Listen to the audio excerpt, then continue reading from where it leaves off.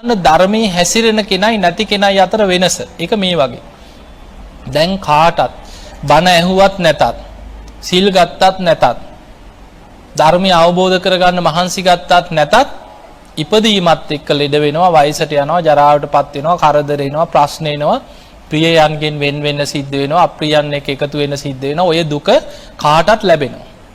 හැබැයි ධර්මයේ දන්න කෙනා, ධර්මයේ ඉගෙන ගත්ත කෙනා, ධර්මයේ හැසිරිච්ච කෙනා, එයාට හිත හදාගන්න පුළුවන්.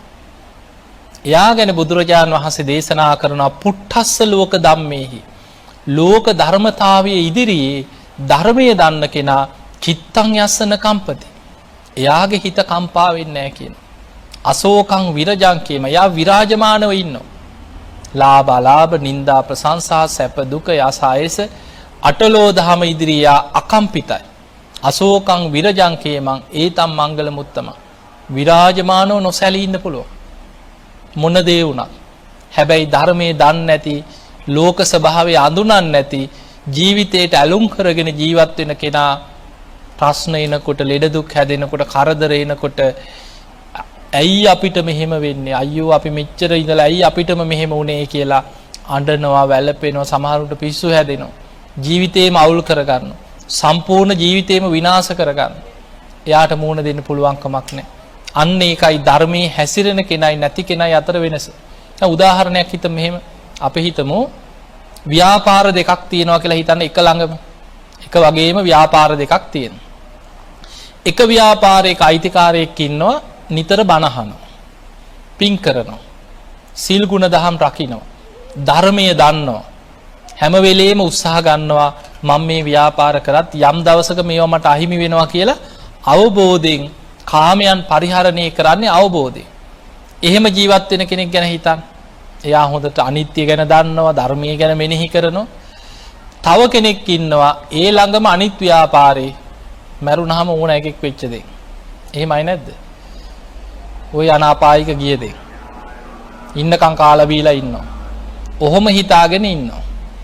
දැන් අපි හිතමු මේ දෙන්නගේම ව්‍යාපාර දෙක ගින්නෙන් පිච්චුණා කියලා හිතන්න. එක්ක ගිනි ගත්තා මොනවා හරි වෙලා ව්‍යාපාර දෙකම දෙන්නගෙම විනාශ වුණා. දැන් ධර්මයේ දන්න කෙනාට හිත හදාගන්න පුළුවන්. එයා හිත හදාගන්න මේක තමයි ලෝක ස්වභාවය. ලැබීම් වගේම නොලැබීමත් සිද්ධ වෙනවා. එක රැයෙන් මහපාරට වැටෙන්න පුළුවන්. මේවා ගින්නට සාධාරණ. සුලගෙන් විනාශ වෙන්න පුළුවන්.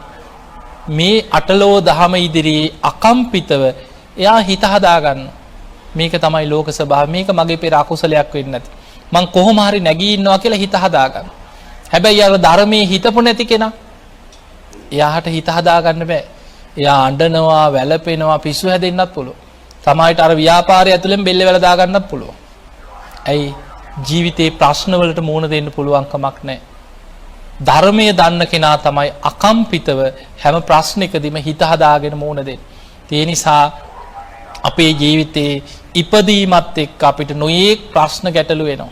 ඉපදුනා නම් අපි වයසට යනවා, ලෙඩ වෙනවා, ජරාවටපත් වෙනවා, කායික දුක්, මානසික දුක්, සුසුම් හෙලීම්, මේ එන හැම ප්‍රශ්නයක්ම ඔබ ලෝකේ කොහේ ජීවත් වුණත්, කොහේ හිටියත් මේ ධර්මයේ තුලින් ඒ හැම ප්‍රශ්නයක්ම ධර්මයේ තුලින් දකින්න උත්සාහ කරත් අන්න එතකොට ඔබට මෙලවත් ධර්මයේ තුලින් හිත හදාගෙන බොහොම සතුටෙන් අටලෝ දහම ඉදිරියේ අකම්පිත ජීවිතයක් ගත කරන්න පුළුවන්.